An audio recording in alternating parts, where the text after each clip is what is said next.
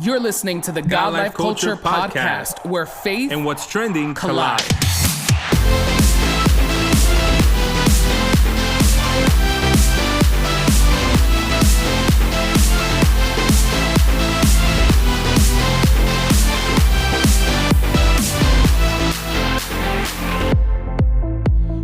Welcome back to the latest episode of the God Life Culture Podcast. This is Eddie. What's up, everyone? This is Miguel, and we are so excited that you are tuned in for another episode of the God Life Culture Podcast. We want you to take this moment right now to hit that subscribe button. If you have not already subscribed to our podcast, be sure to hit that subscribe button so you can be notified whenever we drop a new episode. And do not forget to leave us that rating, to leave us that review. It definitely helps put our podcast in front of more people. Eddie, today is a special day because we have a special guest with us. How are you feeling? I'm anxious, excited, looking forward to the conversation that we're about to have, but overall doing great. I think that we have, for the longest, been talking about how the season is changing, the summer's here, people are really excited to be able to do, outdoor activities and all that other stuff, but the pesky allergy season seems to continue to want to hold on. Like by this time, usually in the year, people are kind of feeling the relief of that whole situation. But at least for me personally, man, it is kicking my behind with these allergy situations. So if I had to complain about one thing, it'll be that. But aside from that, everything is going great. How is everything for you? Yes, awesome. I mean, everything is going great. In our last podcast, we talked about our birthdays. We just came out of celebrating our birthdays this month. So just feeling grateful, feeling thankful, and ready to get into this conversation with our guest today. She is a powerhouse, a vocal powerhouse. She has just released her latest project, The Cure, and we're so excited today to have on the God Life Culture Podcast, Latice Crawford. And we are so excited to just get into this conversation, talk about her latest project, talk about her heart behind it, her message behind it. So we just want to get right into it. So Latice Crawford, would you please say hello to our listeners? Hello, everybody. Hello.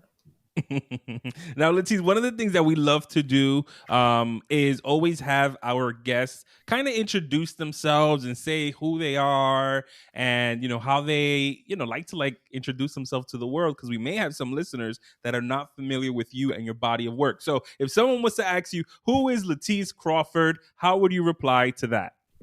This is the question that I always seem to fuddle. I get so nervous whenever someone says, who's Latice Crawford? I'm like, Most people would probably know me from Sunday Best Season 2. I came in third runner up.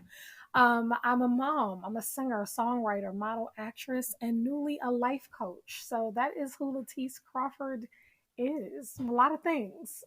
A lot of things, yeah. And I definitely, we're going to try to touch a little bit on all that stuff, because I definitely want to speak about, your music and the project that is actually really great. And, one of the funny things is, because your artwork, which we're going to get to for the album, is really cool and interesting. But your artwork is the first one that I noticed, that, because I use Apple Music, that it moves. Like, I didn't even notice that was a thing, that they had artwork now that would move when you go into Apple Music and all of that. And I was like, is that a bird flying in the background? I was like, that is really cool. We're definitely are going to get into that conversation in a few. Yes. So just a few weeks ago, actually on my birthday, June 4th, right, you released a brand new EP titled The Cure.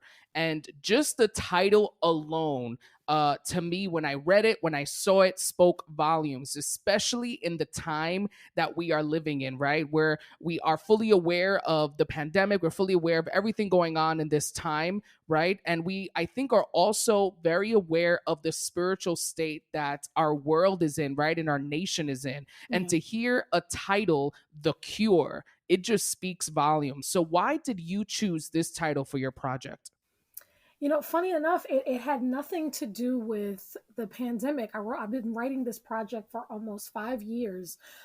This is probably the most intentional project I've ever worked on, meaning, these were never supposed to be a part of a project. These were the things that God gave me for me, to pull me through, to encourage me, to uplift me. They were bullet points. They weren't songs. They were just things that I would kind of, say and do and sing, kind of to myself. And, it just kind of worked out that it was this, but it was really, me battling with trying to understand what the cure really is. Was it, I was watching my dad, going through diabetes and dialysis and kidney failure, and just seeing him fight through that, every day of his life, and just really trying, like, asking himself that question, like, what is the cure?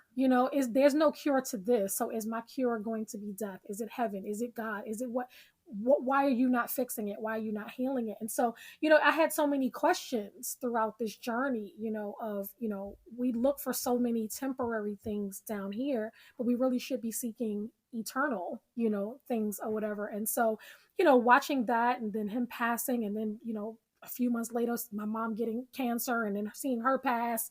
My mom passed about a week before the pandemic hit, so Wow. it was literally me looking for something bigger, greater than this world, but still trying to find hope in the land of the living, the goodness of God still here until I could get to this final, thing. So it was a lot of things, going through divorce, and trying to, find love, and becoming a single mother, and, taking care of my parents. And it was so many things, so many things.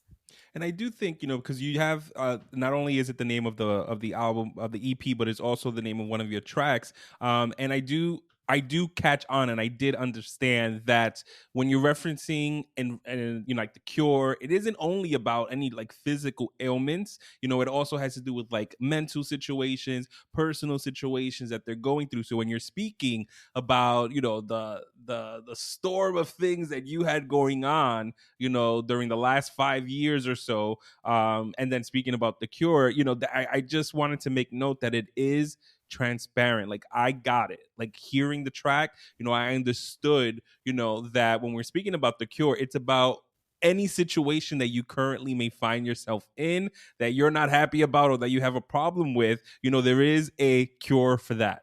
Yeah, and it was important for me to make sure that people really understood.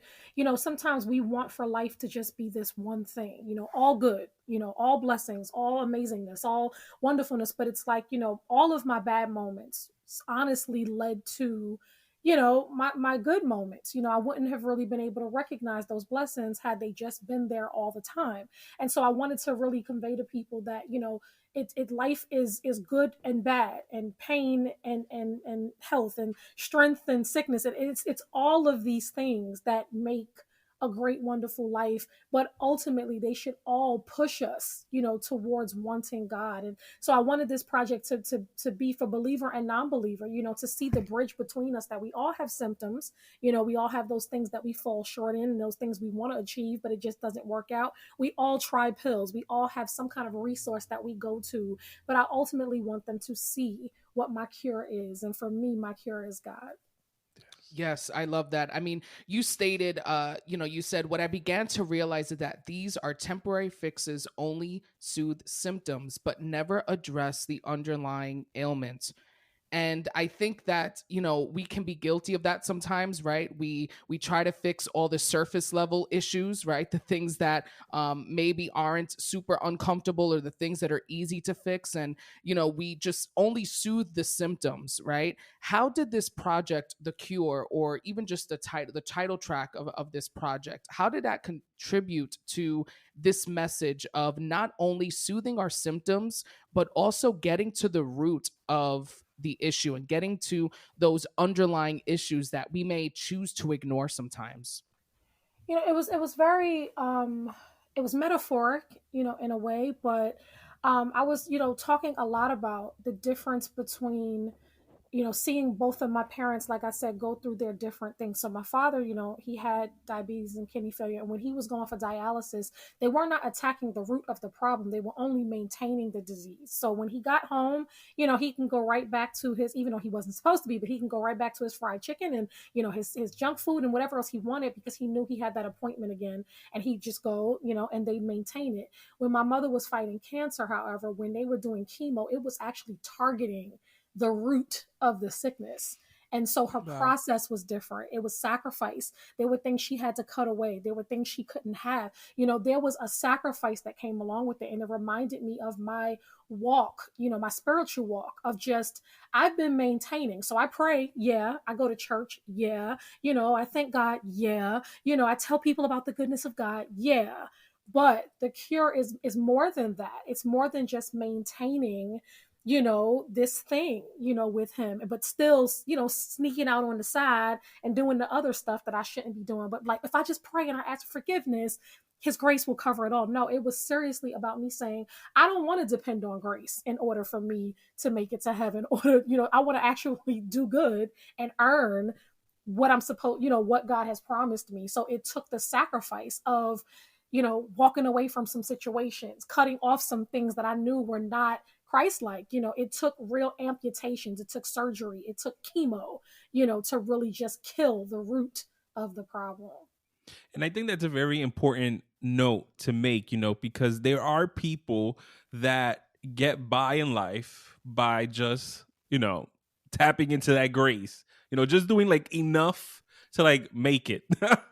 Yeah. Like, I pray, I came to church on Sunday, that's good enough. According to them, they feel like they're checking off the boxes, and that they're doing great. But in reality, when you, as you speak and the things that you're saying, even though they sound painful, like having to have, this like spiritual amputation where you're going to have to remove yourself from certain situations, from certain bad habits to do these sacrifices, it is important, especially when you are seeking, more from God, and you want to grow more in him, you want to like dive deeper, you want to be more of service to the world, to your church, in your ministry, you want growth as well. There is a level of sacrifice that we do have to do, but people shy away from because of that, because sacrifice is not easy. If it was easy, everybody would do it. But it is true that there is a difference between maintaining and actually seeking the cure and applying it in your life. Yeah, it's being willing to die,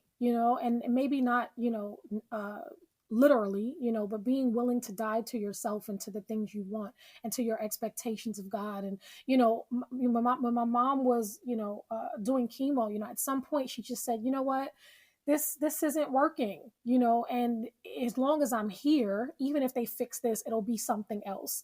And she was willing to go, and like I said, while I'm not saying that tomorrow I want to just, die, I do, value the fact that she was able to really trust, in the gain of death, and trust in the promise of heaven, and trust in the will of God, and it be final for her, where it was like, you know what, I'm not even going to question it anymore, because I trust what I've said, I trust what I've learned, I trust what I've, said to other people. And she was okay with going. And I said to myself, that's the confidence that I want to have. And it doesn't make any sense for me to be serving this God and doing all this stuff if I don't have that kind of confidence to lean on him, the way that I've leaned on some humans that have let me down, so that's what the cure is. The cure is you being sure, and you not temporarily seeking, eternally seeking temporary and temporarily seeking eternal, but it's you putting your focus, in the right place. No, and I agree with that. And I think, and this is me assuming, but I do I do believe that when one receives the cure, which is Christ and God, in whatever situation they're in, it does have a ripple effect. And then, using the situation where you are sharing with us the story of your mother as well, she received her cure the way that she received it, but her belief and her peace that she had with that, I feel, and this is me assuming, had its effect on you as well, because I think that the grieving process can be that much more difficult when it's, all of a sudden, or the person Yeah. isn't trusting in God, or the person doesn't want to, that whole situation. But when you find that peace within you and you're like, you know what, I'm gonna trust in God, and the way that he is gonna allow situations to unfold, I'm okay with it. The people around you tend to like latch onto that as well. Or am I just like making a left No, you're assumption? exactly right. I think that we have this misconception of what the peace of God is and the blessing, of his peace is. When I was younger, I thought that it was that everything was just going to be okay and perfect, and that was God's peace, but it's really not. And that's why I think sometimes we can't understand it.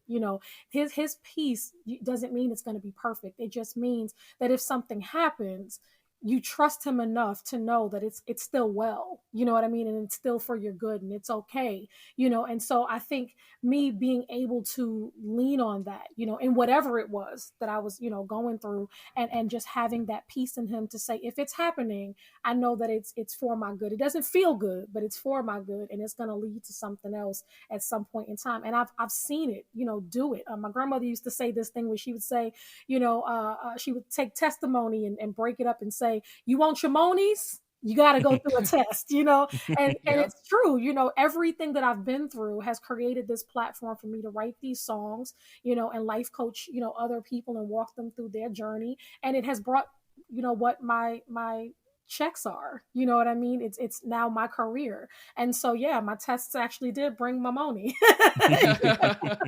That's awesome. And one of the great privileges that we have, and just one of the things I love about doing this and speaking to artists like yourself, is the opportunity to get an insight right into the projects, and to get the details that we probably don't really get when we listen to it, right? The backstories and the messages. And like Eddie mentioned at the beginning of the episode, your cover is amazing, and it definitely, when you look at it, it makes a statement, right?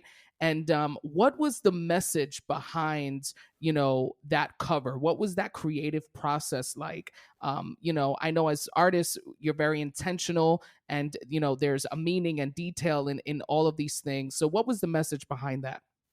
This cover absolutely was extremely intentional. It wasn't just about making something nice. It was me going back to the book to really define who I was, who I was in God, who I was as a woman, who I was as, as a Black woman, who I was as a human being. Um, and, we hear the story of Eve all the time, and how, she fell short and she made Adam fall short, and she is the reason why everything in the world is what it is and why it's so terrible and so bad. What that did to me growing up, every time I had to hear that story, was it made me feel like that God's grace and him dying on the cross didn't apply to me, that his forgiveness didn't apply to us as women, because we're always reminded of our shortcoming. And it's like, well, wait a minute, how come David, we remember David in the Bible for fighting Goliath, but we don't remember all the other trashy stuff he was doing? Wait a minute, how come we remember this person, Moses, for this, but we don't remember that he couldn't even make it in to the, the promised land because of these things? Every time you hear about a woman in the Bible, you always hear about their shortcoming first, and it's magnified over their purpose.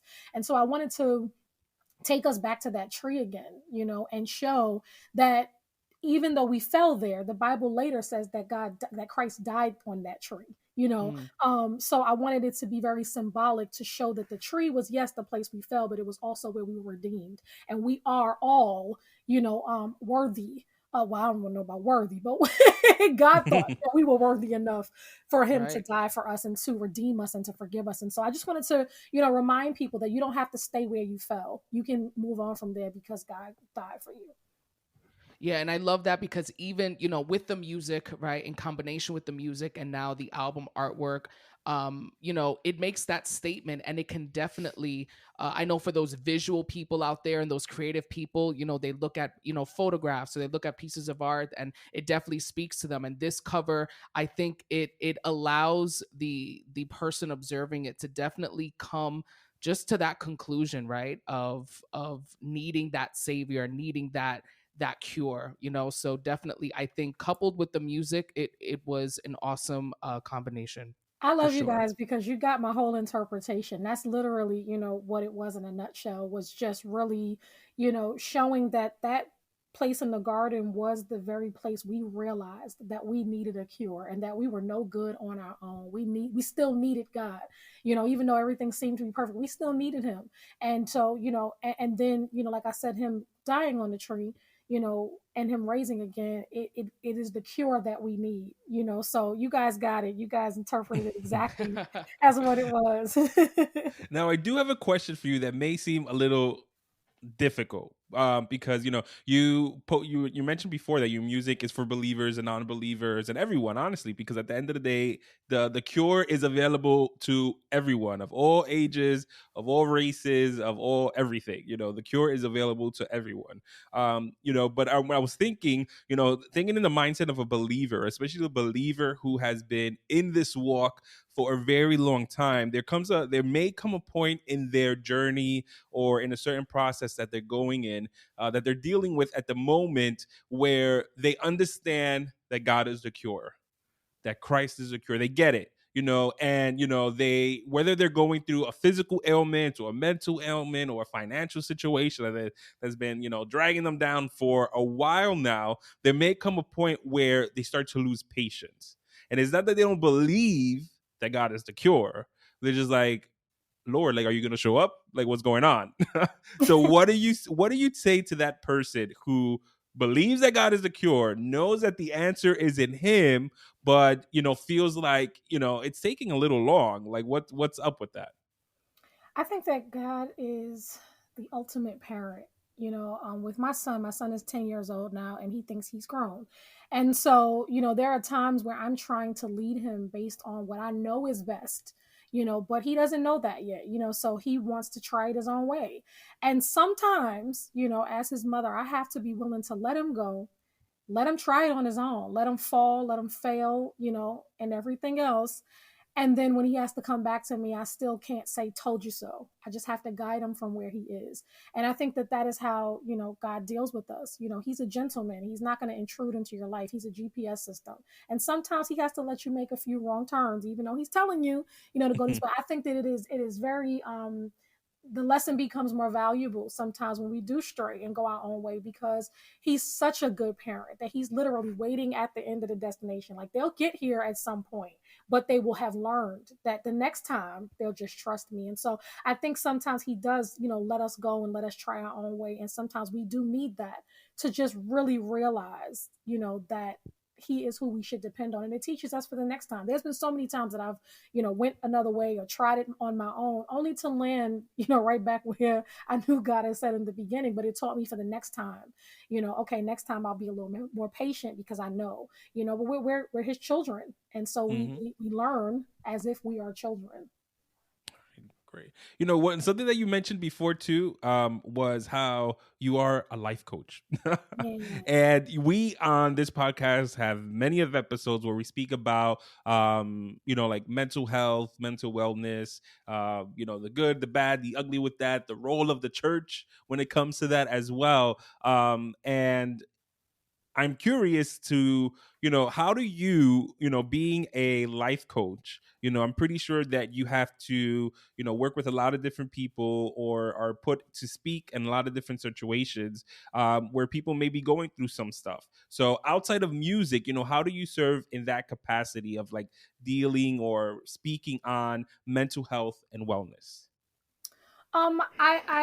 I have my, one-on-one clients. I also do webinars and seminars, and I'm getting ready to do some things with the LA Sparks for their women's program that they have, a women's initiative that they have, for some of their women leaders and women entrepreneurs.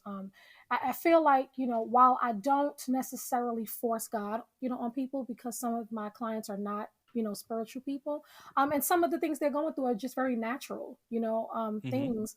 But I always tell them, feel it in case you need to heal it. We live in a world who, that's always telling us to just get through and get over, and that's not really my outlook on it. My outlook is, no, sometimes you got to stop, and feel it, because you don't know what you need to heal unless you actually feel it, so I do walk them through a lot of their, feelings, and I take them back, to figure out what the root of some of those things are, and just, help them to understand that everybody has reasons. It might have hurt, that somebody did these things, but when you do what you do, you have reasons for why you do it. So sometimes just stopping and taking a minute doesn't mean you have to accept the behavior. It doesn't mean you have to excuse them for the behavior, but we should all understand that everybody has a reason for why they do what they do, even when it hurts us.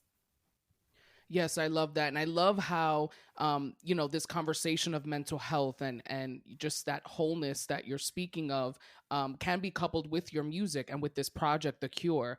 And I just love that, God uses, all areas of who we are and all of our facets, right, with that same purpose. So it's like, we're passionate about, mental health. We're passionate about, checking in with ourselves and making sure everyone is in a right mental state. But we can do that, like you said, through these webinars. We could also do that through music. We could do that through poetry, right? There's so many different Yeah. avenues that we can, embark on in order to really fulfill this purpose. And on your project, The Cure, you recently released a video to one of the songs titled Your Fault. And you had posted on your Instagram a little bit about that song. And you were saying that this song is thanking your enemies for everything they meant for your bad, right? Because it basically sent you running to God and he turned it around for your good. You released a video to that song as well. The video is very upbeat, energetic, and looked like you were having fun. Can you tell us a little bit about the song Your Fault? Yeah, when I was writing the song, like I said, it was kind of like I don't want to keep giving the enemy power. I've been saying this a lot on all my interviews. We think that the enemy creates situations, but he's not a creator. We can go back to the word and see that he couldn't create, the hell that he was in. He couldn't, when he took a third of the stars, he took something that God had already created. He's not a creator, so that means that he takes what we create, and what we think, and he multiplies it or magnifies it, and so I just got tired of giving him credit because he's not mad. It's not like when I'm like, it's your fault, devil. He's like, oh man, I feel so bad about that. He's like, yeah, absolutely. That's what I'm supposed to do. That's his job, so I wanted to do it in a way where it was like, I'm not going to give you credit in a negative sense, to be sulking and sobbing. Like, I'm going to give you credit and I'm going to say thank you. Thank you for everything that you've done, but not just for him, but for anybody or anything in my life that was trying to be a stumbling block, for me. Thank you, because you just basically redirected me back to where I should be going anyway, and I'm thankful for that. I think that we should thank the enemy more, for him trying to mess up things, because most of the time, like I said, it directs us right back to who we're supposed to be going to in the first place. Yeah, and every time I think of that, right, like what the enemy meant for evil, God turns it around for good. I think of, Joseph in the Bible when he was confronted with that situation and, in that moment, seeing his brothers there, right, he had that decision where he could, basically just ignore them, right, or he could kind of just take out his anger on them. But instead, he recognizes that, in the end, in the moment that he was in that moment, right, through all the betrayal, through all the hardships, it led him to that moment. It led him, to be ruler. It led him to be blessed. And I think it's important, even as, we're talking about this, our listeners, those who are, listening to this podcast, to just remember that, all of those hardships and all of those things, that the enemy sometimes throws in our path, the betrayals that we go through in life, the heartbreak, the pain that we experience, it definitely has brought you to this point, right? And, I know your goal and your prayer is that, they would encounter that cure, right? That they would reach that cure and experience that. And it's no surprise, it's no shock that the last, year and a half has been a struggle. We have been through a pandemic, still going through it. There has been racial unrest, political unrest. We have seen, transitions in power. We have a new president. All of these things that, it seems like is just happening around us. Natural disasters occurring. We have shootings occurring. All of these different things in our world. And I know that in all of that, there is power in music, and there is power in art, and there is power when we put our creativity forward into the world. There is power in that. But I also believe that there is a different power, right, and a more anointed power and a more substantial power in gospel music, right? And I want to ask you specifically, what part do you see gospel music playing in all of the unrest, in all of the just hardship that our world is experiencing right now? What role is gospel music playing in this? I think gospel music continues to give us, something to hope for, that this is not our end. This is not our final, space or destination. That there is a promise, at the end of this, that for all of this tribulation, that there is going to be someplace else that we can go. And so, I think it keeps people hopeful and keeps them lifted and keeps them, willing to work, towards this better ending, whether it, is here, their ending, life ending meaning, or the heaven bound ending. I love gospel music, and I love that now it's becoming, so diverse. Even in, my own music, I used to always be asked, well, your music doesn't sound like gospel. And I'm like, well, gospel, meaning in the musical sense, the genre, it was created by a human. Our Bible didn't say it had to sound a specific way or anything else. I'm more concerned about saying the gospel than I am about making it sound like our gospel, so I think that as long as we continue, to spread that message, of the gospel and make it less about the sound of it, meaning musically, but we make it, lyrically about the gospel, meaning the word and what's in there, and the things that God is speaking to us and the voice that he's speaking it to us in. I think it'll continue to do, what it's always done. Like I said, that's to uplift and unify and bring together and convict and, get us closer to what that cure is. Amen. So now, what do you want that individual who is listening to your music, The Cure, on their way to school, on their way to the gym, on their way to church, maybe late at night, right? In a time with the Lord, or maybe early in the morning. What do you want the listener to take away from this project? What is the goal? I really want for people to I think this pandemic, really helped us out with that it's not about our buildings. Like our buildings are great, for us to go to and worship together and gather.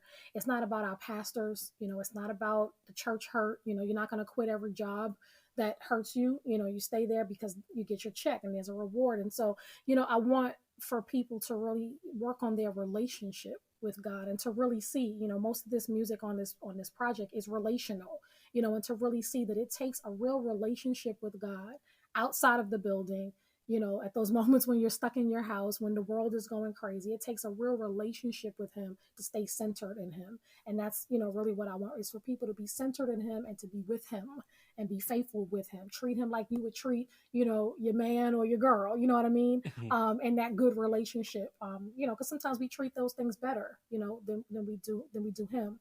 But to stop really idolizing, all these other things and to really realize that God is the one that we should be going to. Amen. And I think that a lot of people, got a rude awakening during the pandemic. A lot of churches got a rude awakening, especially when they only relied on the four walls of their local church or whatever. But I do pray, and I have seen evidence of that as well, where there are people that got the realization but also stepped up to the plate and understood to really establish a relationship with God and to really be of service outside of the four walls of the church, and to really understand, like, man, like we were saying before, it's not about just getting by. It's really about putting in a true, authentic effort into your relationship with God, the same way that you would want in a real, physical relationship, where you would want someone to put the effort in, where you would want someone to, go out of their way for you. The same thing we have to do with our relationship with God. And I think as, people, like yourself, who are gospel artists, who are, worshipers, who are, constantly just, on the go creating and doing all of these things, it's easy for the listeners to see just the final product, right? And they see, they see the final photo, they see the final cover, they see you getting on stages, right? And performing and being on radio and all these different things, but they don't really see the behind the scenes, right? They don't see the struggle. They don't see the hardships, right, that one faces when you have this calling or this ministry or even this career, right? Can you share a little bit about I know you spoke about your mother and your grandfather, your grandmother, and your dad as well, right? But can you speak a little bit about some of those hardships or struggles that we don't get to see, right? Was there a moment maybe, of insecurity or moments of doubting if this is something that you should do? Can you give us a little insight into that? Yeah, absolutely. To be honest with you, when you talk about that doubt, moment, I had that, several times, even throughout the writing of this project. Like I said, this was never supposed to be a project. These songs were being written, and they were there, and then a label called, but I had already told my team that I was, kind of done with music, and I was going to shift and, go another route and go another way. And then this opportunity came, and we battled with putting this project out. Some of the label not being sure if the music would reach people, if it was too far away from what, if it was too different, if it was enough music. We battled with, should we put more music to it, should we add some more churchier tracks. We went back and forth for a long time, and I got really discouraged, just like almost feeling like, is it that they don't believe in me, or is it that they just want to stick to a certain model, and there's no stab against my label, because I'm there, and they've helped me push this project out. But just to say that this is some of the behind the scenes conversations that sometimes happens when you're putting out a project, or when you're doing anything. You have a whole team of people, that if you don't get paid, they don't get paid, but they're still trying to work. You're fighting, and you're trying to figure things out, and then, like I said, the decisions. You have a group of people. Like, artists don't just get to just record music if you're not independent and just say, oh, that's what I want to put out. There's a whole team of people that have to kind of approve it, and make sure that it goes out, and that it goes out the right way. And so to keep having to push this project back, whether it was because of the pandemic or grief, or label having questions and trying to figure things out, or trying to figure out what was the best way to roll out. That's discouraging, because as long as it's not out, you're not making money. Gigs slow down. This pandemic, really shut down, gigs and different things like that. Thankfully enough, I had other streams, but if I didn't, it took a big chunk, out of me being able to support my son. So it was learning a new normal in the middle of a new normal that wasn't very normal, so, Yeah. Yeah. like I said, it just, it was a lot, but I don't complain, because I know everybody, is affected in some kind of way, no matter what job, you're working on, or Right. what you're doing. I think that, you just have to really dig in and understand what your purpose is. But I'm not one of those people that tell people, like, just keep trying. It's like, I think you have to be wise enough too to understand when it's time for you to walk away. If something is meant for you to do it, the opportunities, will present itself. But I think we have to be wise to know when you may need to get in a different vehicle, to get to the destination. This vehicle may have broke down. It doesn't mean the destination changes. You just need a different way to get there, a different, Right. Right. transportation route. Yeah. And I love what you said earlier. You said how this wasn't really, intended to become a project, but you were writing and you had these songs, and then a label called, right? And I think that so often we sit and wait for opportunities to come our way, right? We Yeah. sit and wait for doors to open. We sit and wait for things to fall in our lap. And a lot of times, we need to put in that work first, right? We Yeah. need to, like the word says, study to show yourself approved. We have to do something, right? And I think oftentimes people, they see, individuals like yourself, and they see people who, have platforms and have music and stages, and they're on stages, and they want that, and they're waiting for that opportunity, yet they have no songs. They haven't invested in their craft. They haven't done those things, and I think that that's very important, the idea of investing in your craft. And I know that it is evident, it is obvious that you have done that, right? And I think that your project, The Cure, is evidence of that, and is fruit of that labor and that time in your life. Latice, what else can we expect from you in music and even beyond music? I'm hoping to be, back on the road soon. The world is opening back up slowly. So, things are already starting to come in. I've gotten a lot of calls and a lot of different things. People are loving the project. So, I'm expecting for that to go really well. A few people have asked, are you going to be working on a new project? I'm like, whoa, slow down. We just put this one out. We got to work this one for a while. So, we'll be releasing more visuals and, like I said, just performing the project wherever, we can and whoever calls. And, outside of music stuff, I'm always working on, something. I'm currently working on a whole life book, which is, from my life coaching company. I'm still doing my one-on-one life coaching and my webinar. I'm getting ready to put a course out soon. So just, keep in touch. But, if you go on my pages, you got to look for Latice Crawford. Latrice is cool, but she ain't me. I'm Latice. L-A-T-I-C-E. There's no R. So can you just share with everyone, because I'm not sure if it's the same across all platforms, like if they want to find you on your social medias, your Instagram, Facebook, Twitter, your website, all that good stuff, can you just share what your handle would be? It is Latice Crawford. If you guys are looking for my website, it's laticecrawfordonline.com. The only thing that would be different would be my life coaching, and it's whole life coaching LC@gmail.com. Awesome, Latice. We just want to say thank you again for being on the God Life Culture podcast. We know that your project, The Cure, will be a cure for many people. Will point them to the cure, right? And will definitely be a blessing in their life. Is there any last words that you want to share? We will give you the floor now to just share whatever you would like in closing. Just guys, go get The Cure. Whatever you do, go get The Cure right now. It's available. Go on my page and you can purchase it today. And I hope that it blesses you.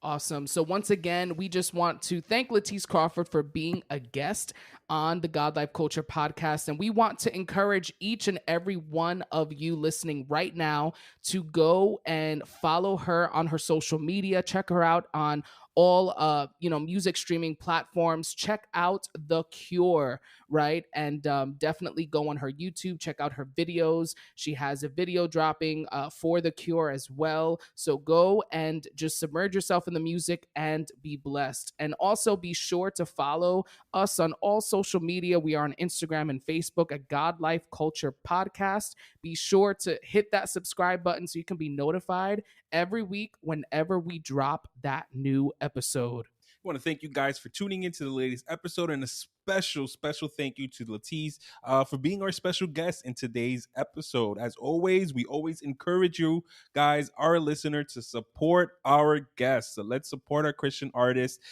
So make sure that you follow her on any social media platform that you're on at Latice Crawford. That's LATICECRAWFORD. Go to her website, laticecrawford.com. That way, if you want to invite her, if you want to download her music, go ahead and do all of that, and let's support. So thank you once again for tuning into the latest episode of the God Life Culture podcast. That's God Life Culture. Until next time. See ya. Bye.